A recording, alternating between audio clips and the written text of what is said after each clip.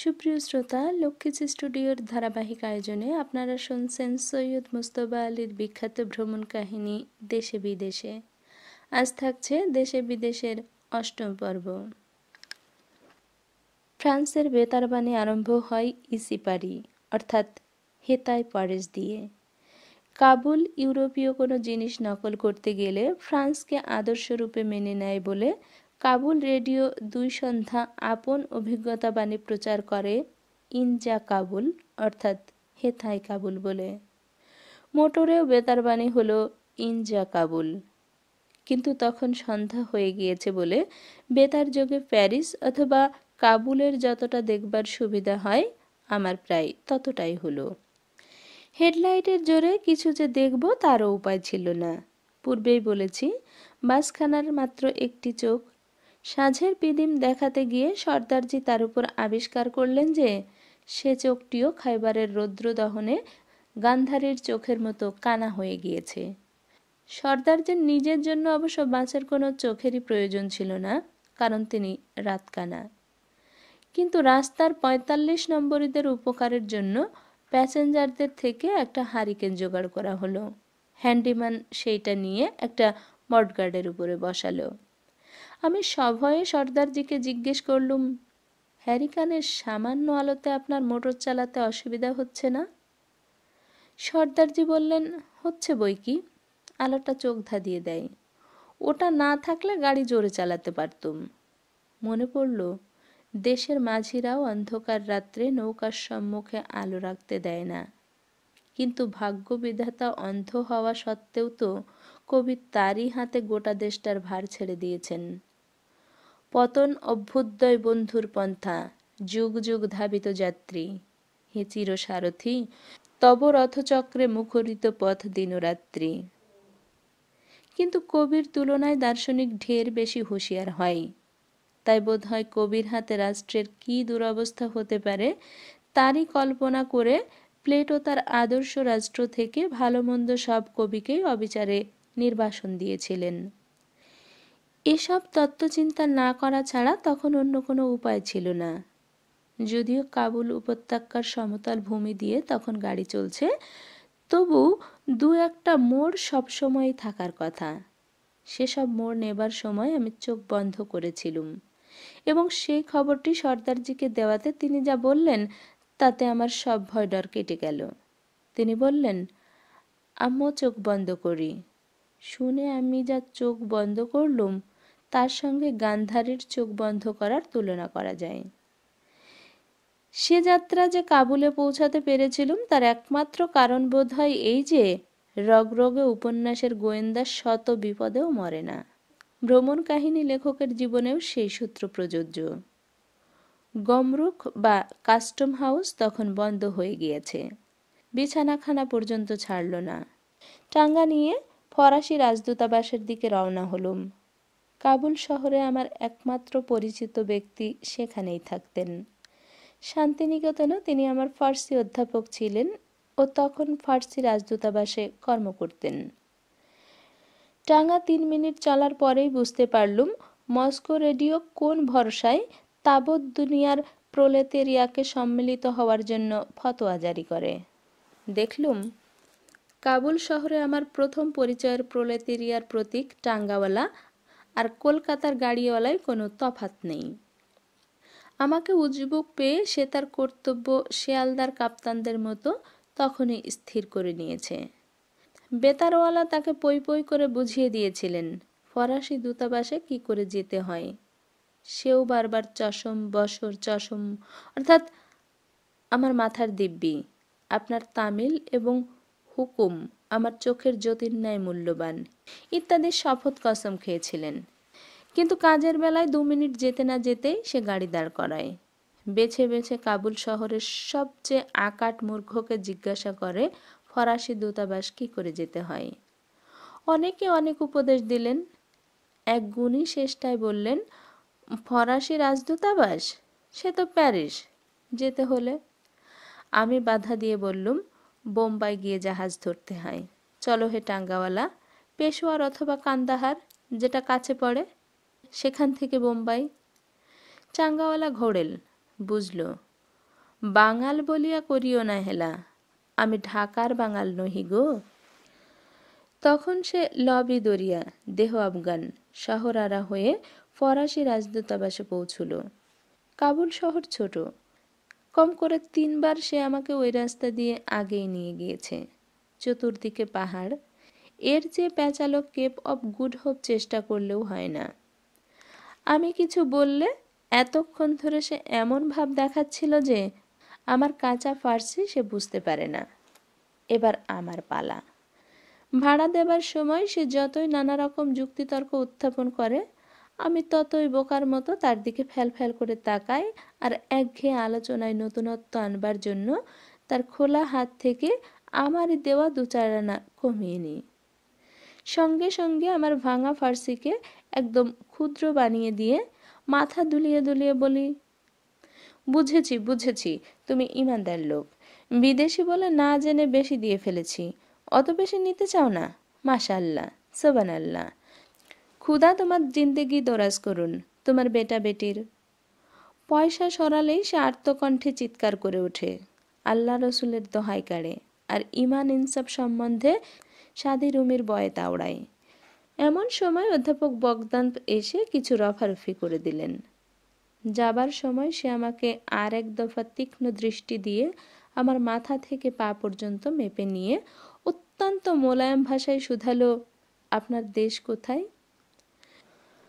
বুঝলুম গয়ার পান্ডার মতো, ভবিষ্যৎ সতর্কতার জন্য। কে বলে বাঙালি হীন? আমরা হেলায় লঙ্কা করিনি জয়। রাতের বেলায় বগদান সাহেবের সঙ্গে আলাপ করার সুবিধা। সমস্ত রাত ধরে পড়াশোনা করেন আর দিনের বেলা যতটা পারেন ঘুমিয়ে নেন। সেই কারণেই বোধহয় তিনি ভারতবর্ষের সব পাখির মধ্যে পেঁচাকে পছন্দ করতেন বেশি। শান্তিনিকেতনে তিনি যে ঘরটায় ক্লাস নিতেন, নন্দবাবু তারই দেয়ালে একটা পেঁচা এঁকে দিয়েছিলেন। বগদান সাহেব তাতে ভারী খুশি হয়ে নন্দবাবুর মেলা তারিফ করেছিলেন। বগদান জাতে রুশ, মস্কোর বাসিন্দা ও কট্টর জারপন্থী। 1917 সালে বিপ্লবের সময় মস্কো থেকে পালিয়ে আজারবাইজান হয়ে তেহরান পৌঁছান। সেখান থেকে বসরা হয়ে বোম্বাইয়ে এসে বাসা বাঁধেন। ভালো পেহলবি বা পহলবি জানতেন বলে বোম্বাইয়ের জরথুস্ত্রী কামা প্রতিষ্ঠান তাকে দিয়ে অনেক পুঁথিপত্রের অনুবাদ করিয়ে নিয়েছিলেন। রবীন্দ্রনাথ সে সময়ে রুশ পণ্ডিতদের দুরবস্থায় সাহায্য করার জন্য এক আন্তর্জাতিক আহ্বানে ভারতবর্ষের পক্ষ থেকে সাড়া দেন এবং বোম্বাইয়ের বগদানফের সঙ্গে দেখা হলে বিশ্বভারতী প্রতিষ্ঠিত হওয়ার পূর্বেই তাকে ফার্সির অধ্যাপক রূপে শান্তিনিকেতনে নিয়ে আসেন। 1917 সালের পূর্বে বগদান রুশের পররাষ্ট্র বিভাগে কাজ করতেন ও সেই উপলক্ষে তেহরানে 8 বছর কাটিয়ে অতি উৎকৃষ্ট ফার্সি শিখেছিলেন। রবীন্দ্রনাথ যখন পরবর্তীকালে ইরান যান, তখন সেখানে ফার্সির জন্য অধ্যাপক অনুসন্ধান করলে পণ্ডিতেরা বলেন যে ফার্সি পড়াবার জন্য বগদানফের চেয়ে শ্রেষ্ঠ পণ্ডিত পাওয়া অসম্ভব। কাবুলের অন্য জহরুদের মুখেও আমি শুনেছি যে আধুনিক ফার্সি সাহিত্য বগদানফের লিখন শৈলী আপন বৈশিষ্ট্য দেখিয়ে বিদগ্ধজনের শ্রদ্ধাভাজন হয়েছেন। ইউরোপীয় বহু ভাষা তো জানেনই, তাছাড়া জগতাই, উসমানলি প্রভৃতি কতকগুলি অচেনা অচেনা তুর্কি উপভাষার জবরদস্ত মৌলবীও ছিলেন। কাবুলের মতো জগাখিচুড়ি শহরে দেশি বিদেশি সকলের সঙ্গেই তিনি তাদের মাতৃভাষায় দিব্য স্বচ্ছন্দে কথা বলতে পারতেন। একদিকে অগাধ পাণ্ডিত্য, অন্যদিকে কুসংস্কারে ভর্তি। বাঁদিকে ঘাড় ফিরিয়ে পেছনের চাঁদ দেখতে পেয়েছেন না তো গোখরোর ফনায় পা দিয়েছেন। সেই দুর্ঘটনার 3 মাস পরেও যদি তার পেয়ারা বেড়াল বমি করে, তবে ওই বাঁ কাঁধের উপর দিয়ে অপয়া চাঁদ দেখায় তার জন্য দায়ী। মইয়ের তলা দিয়ে গিয়েছ, হাত থেকে পড়ে আরশি ভেঙে গিয়েছে, চাবির গোছা ভুলে মেজের উপর রেখেছিল, আর যাবে কোথায়? সে রাত্রে বগদান সাহেব তোমার জন্য 1 ঘন্টা ধরে আইকনের সামনে বিড়বিড় করে নানা মন্ত্র পড়বেন। গ্রিক অর্থোডক্স চার্চের তাবৎ সেন্টদের কাছে কান্নাকাটি করে ধন্না দেবেন। পরদিন ভোরবেলা তোমার চোখে মুখে মন্ত্রপুত জল ছিটিয়ে দিয়ে 3 বছর ধরে অপেক্ষা করবেন তোমার কাছ থেকে কোনো দুঃসংবাদ পাবার জন্য। 3 বছর দীর্ঘমেয়াদ, কিছু না কিছু একটা ঘটবেই। তখন বাড়ি বয়ে এসে বগদান সাহেব তোমার সামনে মাথা নিচু করে জানুতে হাত রেখে বসবেন। মুখেও একই কথা। বলিনি? তখন বলিনি? শ্রী রামকৃষ্ণদেব বলেছেন, বড় বড় সাধক মহাপুরুষ যেন এক একটা কাঠের গুঁড়ি হয়ে ভেসে যাচ্ছেন। শত শত কাক তারই উপরে বিনা মেহন্নতে ভবনদী পার হয়ে যায়। বগদানপের পাল্লায় পড়লে 3 দিনে দুনিয়ার কুল্লে কুসংস্কারের সম্পূর্ণ তালিকা আপনার মুখস্থ হয়ে যাবে। 1 মাসের ভিতর সেগুলো মানতে আরম্ভ করবেন। 2 মাসের ভিতর দেখতে পাবেন বগদান কাঠের গুঁড়িতে আপনি একা। আপনার এবং সাহেবের পরিচিত প্রায় সবাই তার উপরে বসে বসে ঝিমোচ্ছেন। ঘোর বেলেল্লা 2-1টা নাস্তিকের কথা অবশ্যই আলাদা। তারা প্রেম দিলেও কলসির কাটা মারে। দয়ালু বন্ধু বৎসল ও সদানন্দ পুরুষ। তার মুক্ত হস্তের বর্ণনা করতে গিয়ে ফরাসি অধ্যাপক বেনোয়া বলেছিলেন, ইল আসেত লে মেশিন আ পেরসে লে মাকারনি, অর্থাৎ মাকারনি ফুটো করার জন্য তিনি মেশিন কেনেন, সোজা বাংলায় কাকের ছানা কেনেন। কাবুলের বিদেশি দুনিয়ার কেন্দ্রস্থলে ছিলেন বগদান সাহেব। একটি আস্ত প্রতিষ্ঠান বললেও অত্যুক্তি হয় না, তাই তার সম্বন্ধে এত কথা বলতে হলো। এক বৃদ্ধা দুঃখ করে বলেছিলেন, পাল্লা পর্বে নেমন্তন্ন পেলে অরক্ষণীয়া মেয়ে থাকলে মায়ের মহাবিপদ উপস্থিত হয়। রেখে গেলে গলার আল, নিয়ে গেলে লোকের গাল। তারপর বুঝিয়ে বলেছিলেন, বাড়িতে যদি মেয়েকে রেখে যাও তাহলে সমস্তক্ষণ দুর্ভাবনা, ভালো করলুম না মন্দ করলুম। সঙ্গে যদি নিয়ে যাও তবে সকলের কাছ থেকে একই গালাগাল, এতদিন ধরে বিয়ে দাওনি কেন? দেশ ভ্রমণে দেখলুম একই অবস্থা। মোকামে পৌঁছে প্রশ্ন, দেশটার ঐতিহাসিক পটভূমিকা দেব কি দেব না? যদি না দাও তবে সমস্তক্ষণ দুর্ভাবনা, ভালো করলুম না মন্দ করলুম। যদি দাও তবে লোকের গালাগালি নিশ্চিত খেতে হবে, বিশেষ করে আফগানিস্তানের বেলা। কারণ অরক্ষণীয়া কন্যার যেরকম বিয়ে হয়নি, আফগানিস্তানেরও ইতিহাস তেমনি লেখা হয়নি। আফগানিস্তানের প্রাচীন ইতিহাস পোতা আছে সে দেশের মাটির তলায়, আর ভারতবর্ষের পুরাণ মহাভারতে। আফগানিস্তান গরিব দেশ, ইতিহাস গড়ার জন্য মাটি ভাঙার ফুসরত আফগানের নেই। মাটি যদি সে নিতান্তই খোঁড়ে তবে সে কাবুলি মানজোদড়ো বের করার জন্য নয়, কয়লার খনি পাবার আশায়। পুরাণ ঘাটাঘাটি করার মতো পাণ্ডিত্য কাবুলি এখনো হয়নি। আমাদেরই কতটা হয়েছে কে জানে। পুরাণের কতটা সত্যিকার ইতিহাস আর কতটা ইতিহাস পাগলাদের বোকা বানাবার জন্য পুরাণকারের নির্মম অট্টহাস্য, তারই মীমাংসা করতে অর্ধেক জীবন কেটে যায়। আফগানিস্তানের অর্বাচীন ইতিহাস নানা ফার্সি পাণ্ডুলিপিতে এদেশে ওদেশে অন্তত 4খানা দেশে ছড়িয়ে পড়ে আছে। এদেশের মাল নিয়ে পণ্ডিতেরা নাড়াচাড়া করছেন। মাহমুদ বাবরের ভেতর দিয়ে ভারতবর্ষের পাঠান, তুর্কি, মোগল যুগের ইতিহাস লেখার জন্য। কিন্তু বাবরের আত্মজীবনী সঙ্গে নিয়ে আজ পর্যন্ত কোনো ভারতীয় পণ্ডিত আফগানের কথাই ওঠে না। কাবুল হিন্দুকুশ, বদখান বল্ক, মৈমানা হিরাতে ঘোরাঘুরি করেননি, কারণ আফগান ইতিহাস লেখার শিরোপীড়া নিয়ে ভারতীয় পণ্ডিত এখনও উদ্ব্যস্ত হননি। অথচ এ বিষয়ে কোনো সন্দেহ নেই যে আফগানিস্তানের ইতিহাস না লিখে ভারত ইতিহাস লিখবার জো নেই। আফগান রাজনীতি না জেনে ভারতের সীমান্ত প্রদেশ ঠান্ডা রাখবার কোনো অধ্য মনোনয়ন নেই। গোদের উপর আরেক বিস্ফোড়া আফগানিস্তানের উত্তরভাগে অর্থাৎ বল্খ বদখানের ইতিহাস তার সীমান্ত নদী আমুদরিয়ার উপরে তুর্কিস্তানের সঙ্গে, পশ্চিম ভাগ অর্থাৎ হিরাত অঞ্চল ইরানের সঙ্গে, পূর্ব ভাগ অর্থাৎ কাবুল, জালালাবাদ, খাস ভারতবর্ষ ও কাশ্মীরের ইতিহাসের সঙ্গে মিশে গিয়ে নানা যুগে নানা রং ধরেছে। আফগানিস্তানের তুলনায় সুইজারল্যান্ডের ইতিহাস লেখা ঢের সোজা, যদিও সেখানে 3টে ভিন্ন জাত আর 4টে ভাষা নিয়ে কারবার। আর শেষ বিপদ যে 2-4খানা কেতাবপত্র আছে সেগুলো খুললেই দেখতে পাবেন পণ্ডিতেরা সব রামদা উঁচিয়ে আছেন। গান্ধার লিখেই সেই রামদা উঁচিয়েছেন, অর্থাৎ গান্ধার কোথায়? কাম্বোজ বলেই সেই খঙ্গ, অর্থাৎ কাম্বোজ বলতে কি বোঝো? কম্বুকণ্ঠী বা কম্বুগ্রীব বলতে কি বোঝায়? যার গলায় শাঁখের গায়ের 3টি দাগ কাটা রয়েছে, যেমন তার বুদ্ধের গলায়। কম্বোজ দেশ কি তবে গিরি উপত্যকার কণ্ঠি ঝোলানো দেশ আফগানিস্তান, অথবা কম্বু যেখানে পাওয়া যায় অর্থাৎ সমুদ্র পাড়ের দেশ বেলুচিস্তান? এমনকি দেশগুলোর নামের পর্যন্ত ঠিক ঠিক বানান নেই। যেমন ধরুন বল্ক, কখনো বহলিকা, কখনো বলহিকা, কখনো বালহিকা, কখনো বালহিকা। সে কিতাবে ফেরদৌসি উল্লেখিত বল্ক, যেখানে জরথুস্ত্র রাজা গুসআবকে আবেস্তা মন্ত্রে দীক্ষিত করেছিলেন, সেখান থেকে কি আজকের দিনের কাবুলিরা জাফরান আর হিং নিয়ে আসে? কারণ ওই দুইয়ের নামই তো সংস্কৃত বালহিকম। রাসেল বলেছেন, পণ্ডিতজন যে স্থলে মতানৈক্য প্রকাশ করেন, মূর্খ যেন তথায় ভাষণ না করে। আমার ঠিক উল্টো বিশ্বাস। আমার মনে হয় ঠিক ওই জায়গাতেই তার কিছু বলার সুযোগ।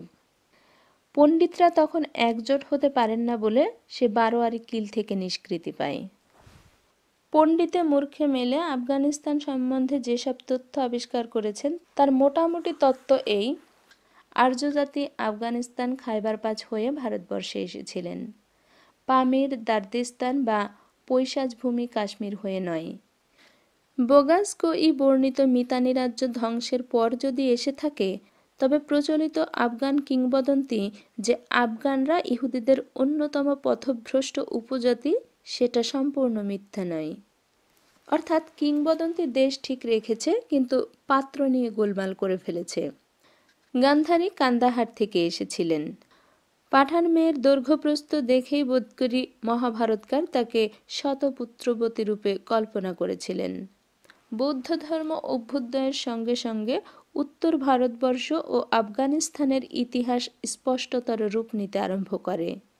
উত্তর ভারতের 16টি রাজ্যের নির্ঘণ্টে গান্ধার ও কাম্বোজের উল্লেখ পায়। তাদের বিস্তৃত প্রসার সম্বন্ধে প্রশ্ন জিজ্ঞাসা করলে পণ্ডিতেরা সেই রামদা দেখান।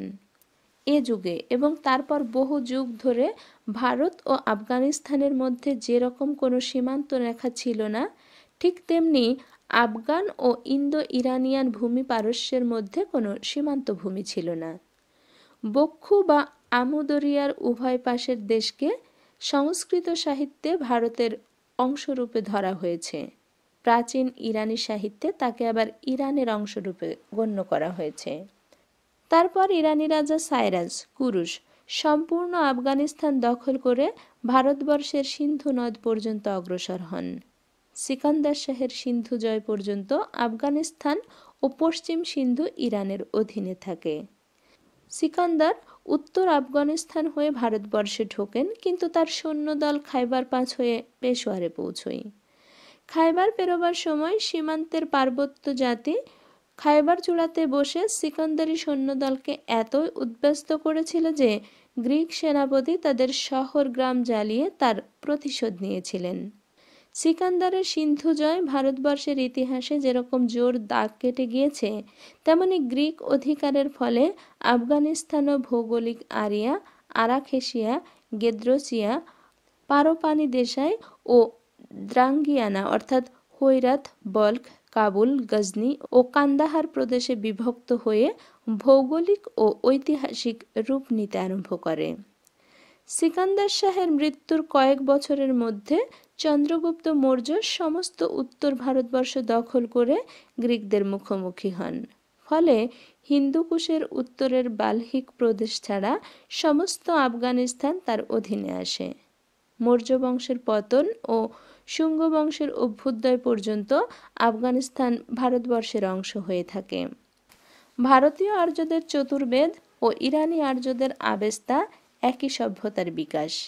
কিন্তু মৌর্য যুগে একদিকে যেমন বেদ বিরোধী বৌদ্ধ ধর্মের প্রসার হয়, অন্যদিকে তেমনি ইরানি ও গ্রিক ভাস্কর শিল্প ভারতীয় কলাকে প্রায় সম্পূর্ণ অভিভূত করে ফেলে।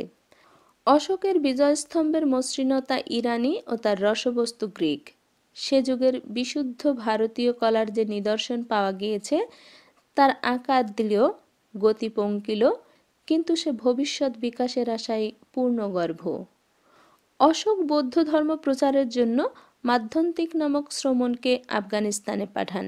সমস্ত দেশ বৌদ্ধ ধর্ম গ্রহণ করেছিল কিনা বলবার উপায় নেই, কিন্তু মনে হয় আফগানিস্তানের অনর্বরতা বর্ণাশ্রম ধর্মের অন্তরায় ছিল বলে আফগান জনসাধারণের পক্ষে বৌদ্ধ ধর্মে দীক্ষিত হওয়া অপেক্ষাকৃত সহজ ছিল। 2 শতাব্দীর ভেতরেই আফগানিস্তানের বহু গ্রিক, সিথিয়ান ও তুর্ক বুদ্ধের স্মরণ নিয়ে ভারতীয় সভ্যতা সংস্কৃতির সঙ্গে সম্মিলিত হয়ে বেদ আবেস্তার ঐতিহ্য বৌদ্ধ ধর্মের ভিতর দিয়ে কিছুটা বাঁচিয়ে রাখে। উত্তর আফগানিস্তানের বল্ক প্রদেশ মৌর্য সম্রাটদের যুগের গ্রিক সাম্রাজ্যের অংশীভূত ছিল। মৌর্য বংশের পতনের সঙ্গে সঙ্গে বল্ক অঞ্চলের গ্রিকদের ভেতর অন্তর্কলহ সৃষ্টি হয় ও বল্ক গ্রিকগণ হিন্দুকুশ অতিক্রম করে কাবুল উপত্যকা দখল করে। তারপর পাঞ্জাবে ঢুকে গিয়ে আরও পূর্ব দিকে অগ্রসর হতে থাকে। এদের একজন রাজা মেনানদের নাকি পূর্বে পাটলিপুত্র ও দক্ষিণে করাচি পর্যন্ত আক্রমণ করে। মধ্য ও দক্ষিণ আফগানিস্তান তথা ভারতের গ্রিক রাজাদের কোনো ভালো বর্ণনা পাবার উপায় নেই। শুধু এক বিষয়ে ঐতিহাসিকের তৃষ্ণা তারা মেটাতে জানেন। কাবুল থেকে 30 মাইল দূরে বেগ্রাম উপত্যকায় এদের তৈরি হাজার হাজার মুদ্রা প্রতি বছর মাটির তলা থেকে বেরোয়। খ্রিস্টপূর্ব 260 থেকে খ্রিস্টপূর্ব 120 রাজ্যকালের ভেতর অন্তত 29 জন রাজা ও 3 জন রানীর নাম চিহ্নিত মুদ্রা এ যাবৎ পাওয়া গিয়েছে। এগুলোর উপরে গ্রিক ও খরষ্টি এবং শেষের দিকের মুদ্রাগুলোর উপরে গ্রিক ও ব্রাহ্মী হরফে লেখা রাজা রানীর নাম পাওয়া যায়। এ যুগে রাজায় রাজায় বিস্তর যুদ্ধ বিগ্রহ হয়েছিল, কিন্তু আফগানিস্তান ও পশ্চিম ভারতের যোগসূত্র অটুট ছিল। আবার দুর্যোগ উপস্থিত হলো। আমুদরিয়ার উত্তরের শক জাতি ইউয়েচিদের হাতে পরাজিত হয়ে আফগানিস্তান ছড়িয়ে ফেলল। কাবুল দখল করে তারা দক্ষিণ পশ্চিম দুদিকেই ছড়িয়ে পড়ে। দক্ষিণ আফগানিস্তান, বেলুচিস্তান ও সিন্ধু দেশে তাদের বসতি পাকাপাকি হলে পরে এই অঞ্চলের নাম সংস্কৃতে শকদ্বীপ, ইরানিতে শকস্তান হয়। বর্বর শকেরা ইরানি, গ্রিক ও ভারতীয়দের সংস্রবে এসে কিছুটা সভ্য হয়েছিল বটে, কিন্তু আফগানিস্তানের ইতিহাসে তারা কিছু দিয়ে যেতে পারেনি। শকদের হারায় ইন্দো পার্থিয়ানরা।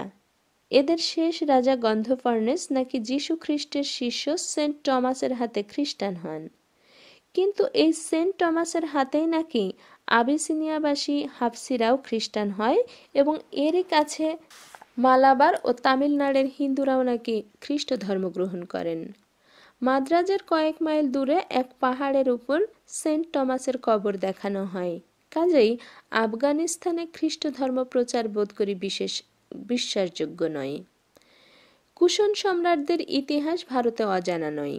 কুষণ বংশের দ্বিতীয় রাজা বিমশক এবং ইরানি পার্থিয়ানদের হারিয়ে আফগানিস্তান দখল করেন।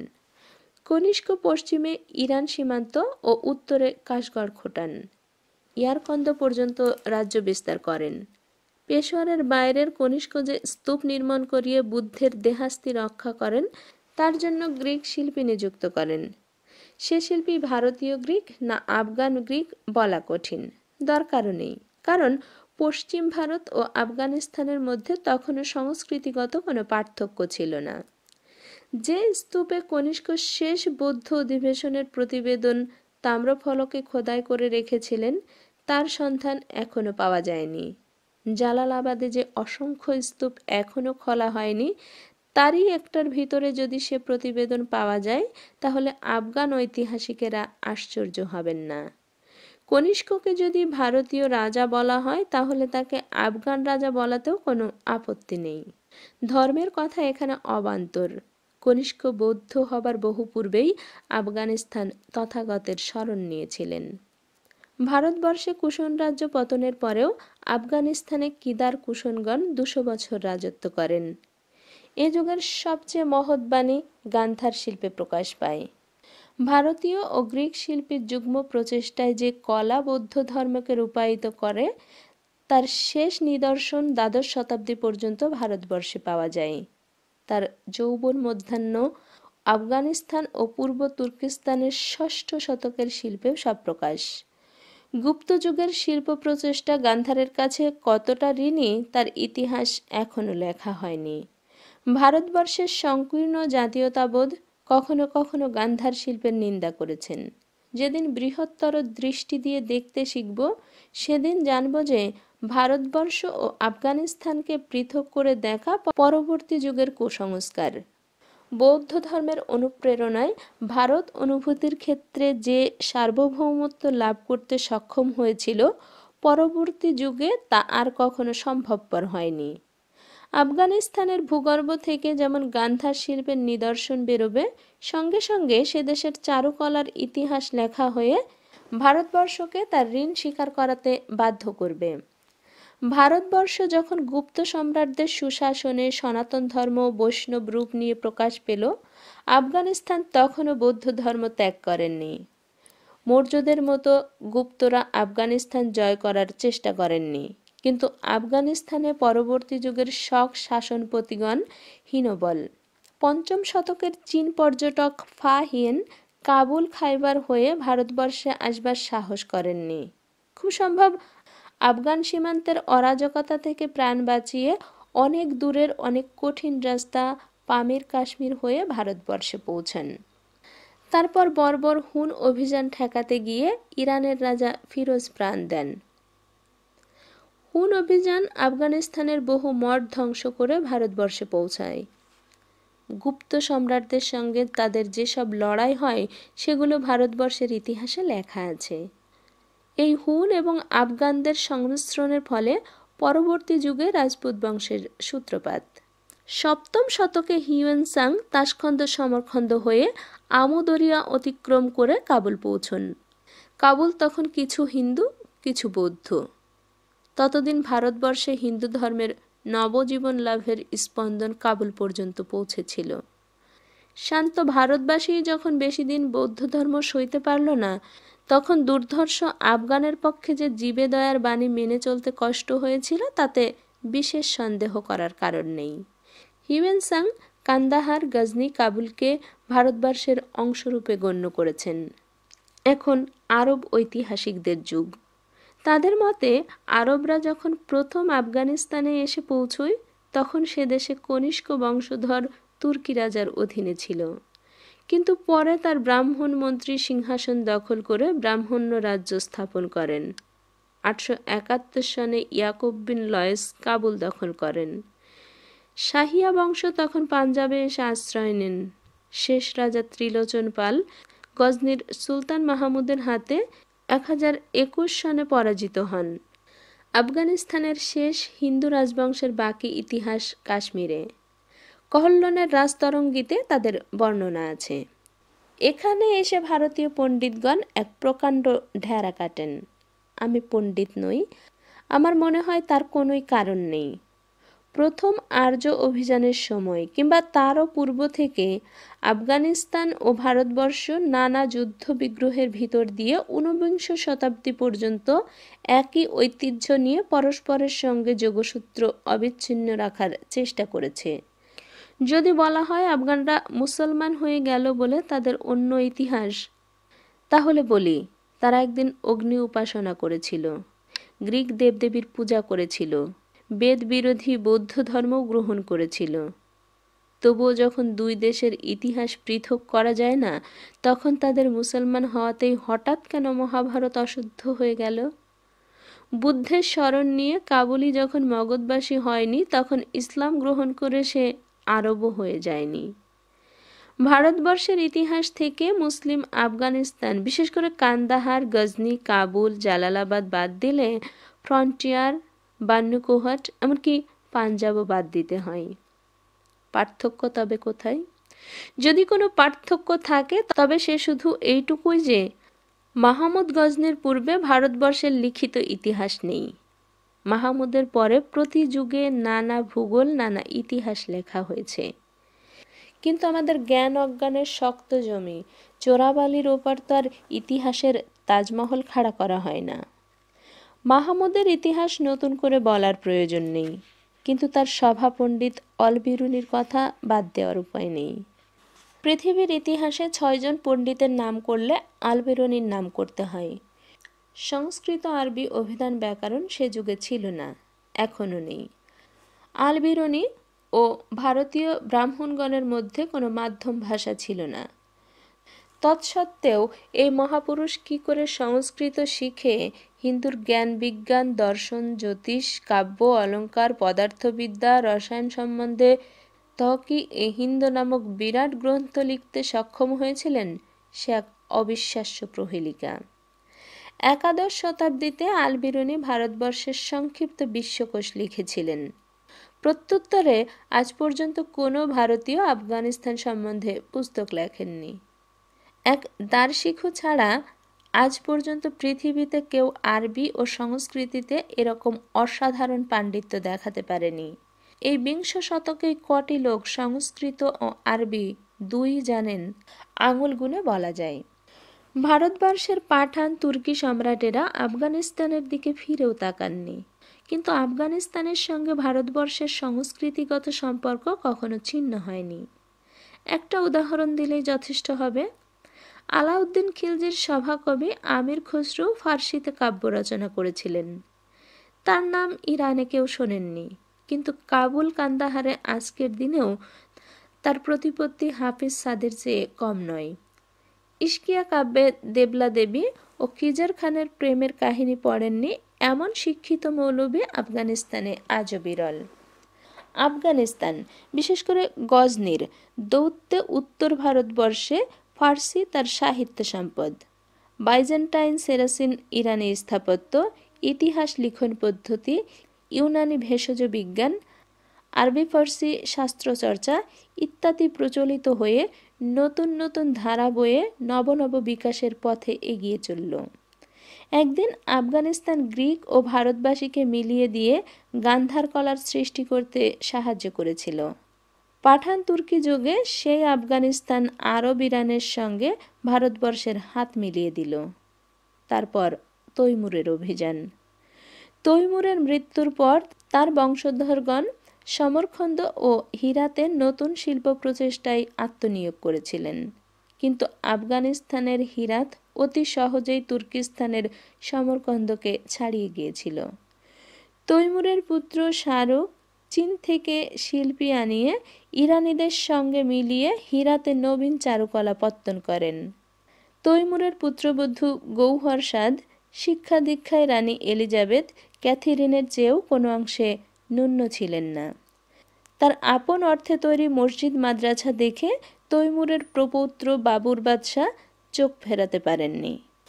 এখনও আফগানিস্তানে যেটুক দেখবার আছে সে ওই হিরাতে। যে কয়েকটি মিনার ইংরেজের বর্বরতা সত্ত্বেও এখনও বেঁচে আছে, সেগুলো দেখে বোঝা যায় মধ্য এশিয়ার সর্বকলা শিল্প কি আশ্চর্য প্রাণবলে সম্মিলিত হয়ে এই অনুর্বর দেশে কি অপূর্ব মরুদ্যান সৃষ্টি করেছিল। আলবিরুনির পর গৌহর সাদ, তারপর বাবুর বাদশাহ। শ্বেতাঙ্গ পণ্ডিতদের নির্লজ্জ যাত্রাভিমানের চূড়ান্ত প্রকাশ হয় যখন সে বাবুরের আত্মজীবনী অপেক্ষা জুলিয়াস সিজারের আত্মজীবনীর বেশি প্রশংসা করে। কিন্তু সে আলোচনার উপস্থিত মুলতবি থাক। আফগানিস্তান ভ্রমণে যাবার সময় একখানা বই সঙ্গে নিয়ে গেলেই যথেষ্ট। সে বই বাবুরের আত্মজীবনী। বাবুর কান্দাহার গজনি কাবুল হিরাতের যে বর্ণনা দিয়েছেন তার সঙ্গে আজকের আফগানিস্তানের বিশেষ তফাৎ নেই। বাবুর ফরগনার রাজা নন, আফগানিস্তানের বাদশাহ নন, দিল্লির সম্রাটও নন। আত্মজীবনীর অক্ষরে অক্ষরে প্রকাশ পায় বাবুর এসবের অতীত অত্যন্ত সাধারণ মাটির গড়া মানুষ। হিন্দুস্তানের নববর্ষার প্রথম দিনে তিনি আনন্দে অধীর, জালালাবাদের আঁখে প্রশংসায় পঞ্চমুখ। সেই আঁখ আপন দেশে ফরগনায় পোতবার জন্য টবে করে হিন্দুকোষের ভিতর দিয়ে চালান করেছেন। আর তেমনি হিরাত থেকে গৌহর সাদের জ্ঞান বিজ্ঞান শিল্পকলা টবে করে নিয়ে এসে দিল্লিতে পুঁতে ভাবছেন এর ভবিষ্যৎ কি। এ তরু মঞ্জরিত হবে তো? হয়েছিল তাজমহল। বাবর ভারতবর্ষ ভালোবাসেননি, কিন্তু গভীর অন্তর্দৃষ্টি ছিল বলে বুঝতে পেরেছিলেন ফরগনা কাবুলের লোভে যে বিজয়ী বীর দিল্লির তখ্ত ত্যাগ করে সে মূর্খ।